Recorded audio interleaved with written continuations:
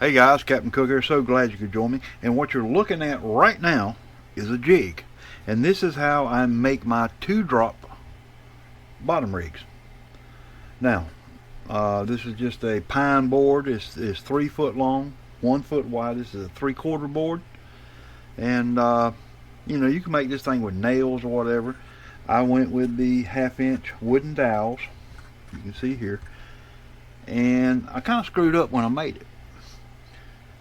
So here is where your drops are, and I didn't go wide enough with them, but I compensated. I adapted, I overcame. So I'm gonna show you how I do it on this one.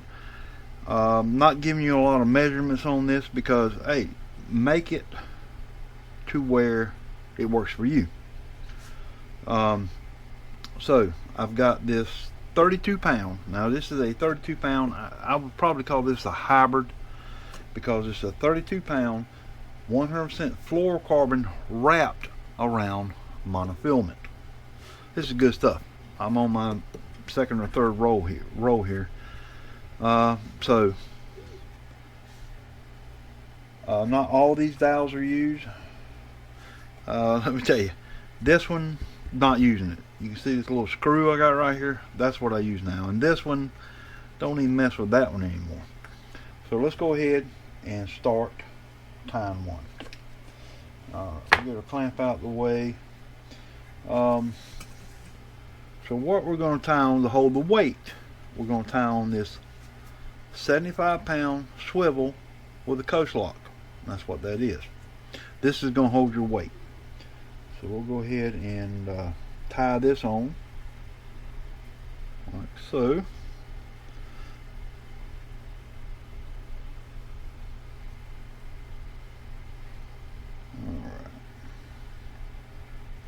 There, back through there. We'll wet it, and we'll cut our little tag in off.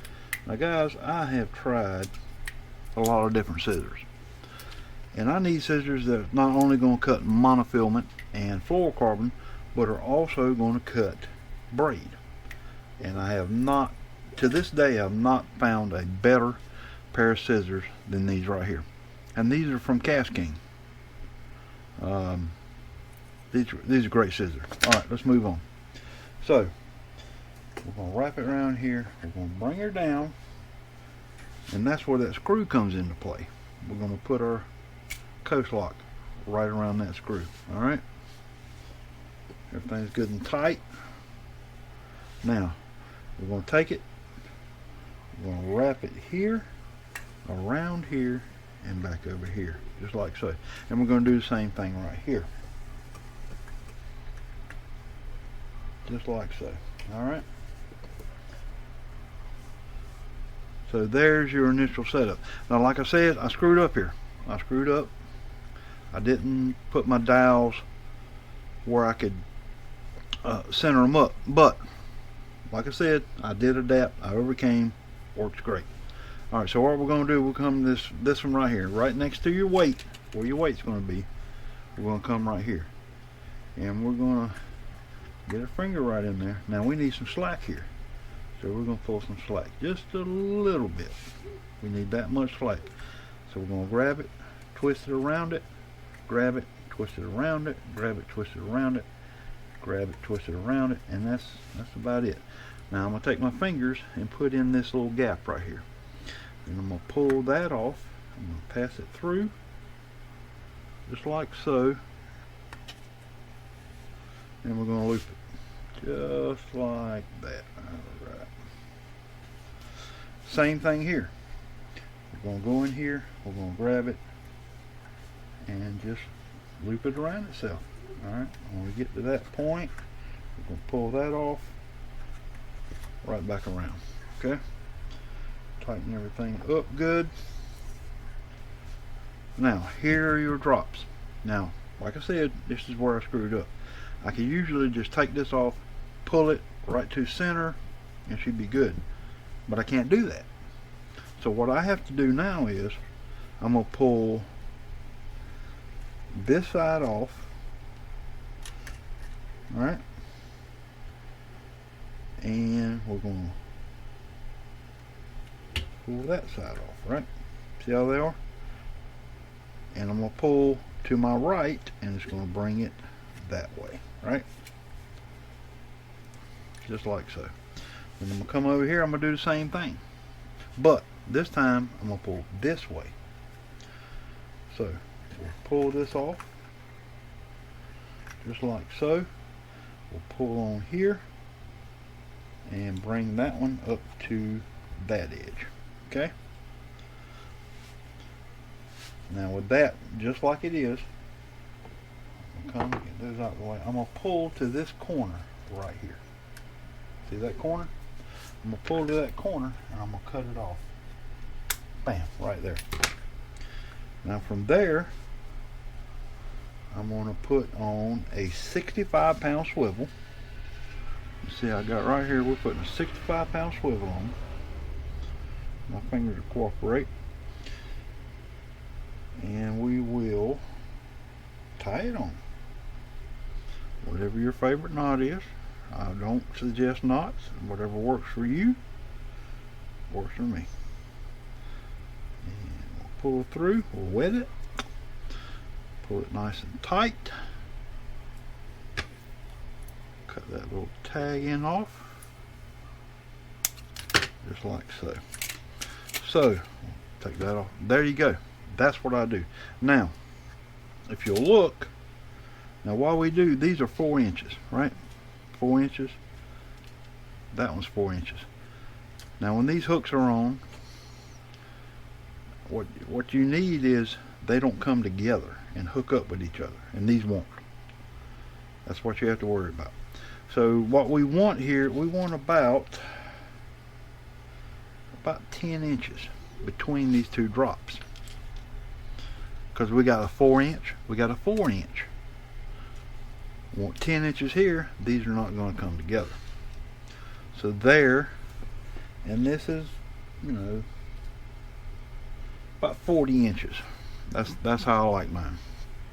So now you can come in here. You can take your, I just got some mustads, some 1/0 and some 2/0.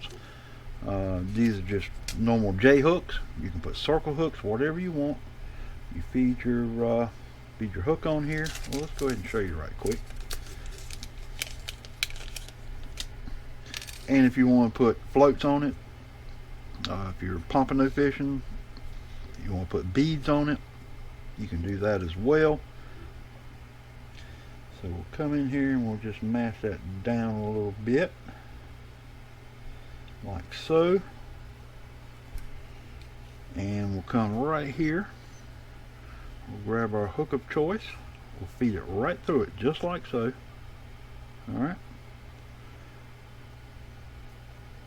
Right back through it. Oop, there you go. Now you got your hook on there, just like so. You put your other hook on. It's not going to interfere with this one. If you wanted to, you could actually come in here and cut one of these legs off and crimp it on, if you want to do that. But remember this: the less mesh you got on here, the better. So if you want to put a crimp on there, that's fine.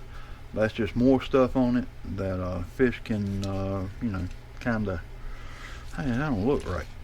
But that's all there is to it. And so I don't have to go out and buy bottom rigs. I wouldn't dare do that. I wouldn't dare buy one of these. It's so much better to make your own. It's economical. You know what I've got tied up in this board right here, this jig, nothing. I've got more in the stickers on here than I do the jig itself. But this will work, guys. This will work. Done hooked something already. This will work. And there is your 2-drop rig. You can see the distance between the bottom and the weight. When that baby's laying in the water, you're going to be, you know, you're just going to be a few inches off the bottom, and then you have your your next one that's just a little further up. And that's why they call it a bottom rig. So guys, like I said, you can make one of these with nails. I decided to, make mine with these 1/2 inch dowel rods here. As you can see, I have a measuring stick on here. 6 inches, 12 inches, 16, 18, 24, and 30. That's just so, I got something on here I can measure stuff with. But I've done this so much, and this is like second nature to me. Like I said, some of these I don't even use them. This one, don't use. I use that screw. That one, don't use it. But everything else comes into play and works. It works very well. So guys, that's what I got. You can look up videos of different measurements, and you can tie these without a jig. I mean, that knot I put here and here, yeah, you don't need a jig to do that. You don't need a jig to do that. That is a T-knot that you can just, but doing it on a jig really, every bottom rig I tie are the same. They're the same if they come off of this jig. Every one of them is the same. And consistency is what you want. If you see it's not working for you, change it up. And when you start talking about, I can't change this right now. But if I did this with nails or screws, I could change this. I can move a screw. I can move them out. I can move them in. I can't move these right now. So my next, I kind of messed up here, but it's working for me. My next thing is just, cut these off flush, flip the board over, and start over. But I made it work. So guys, that's what I've got. This jig works well for me. I've been using it for, I guess, about 3 years now, and it's the best way to go. If you have to go out and buy those commercial bottom rigs, that's what you got to do.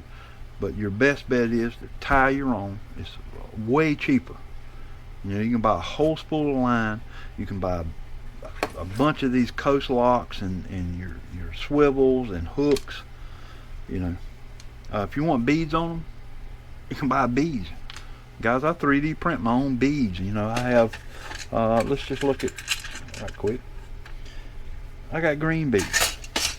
I've got orange beads. I've got red beads. And these are all 3D printed. Floats. I 3D print my own floats. Say I want a green float, and these work. Say I want an orange float, I can do that. Just so many. Well, I'm out of red. And then you got your stuff. You can buy pill floats. You can buy floats like this. You can now you want floats. These are, I painted these myself, and I just buy white and paint what I want. But there's so many options out there that you can, so many things you can do, guys, and personalize it, make it, these are store-bought. That's store-bought. That's store-bought. These are store-bought. But there's so many options out there. You can make it your own. You know what I'm saying? You can make it your own. Alright guys, that's what I've got for today. I do thank you guys for joining me. I do appreciate you. You guys take care. Get out there and go fishing. And I will definitely catch you guys on the next one.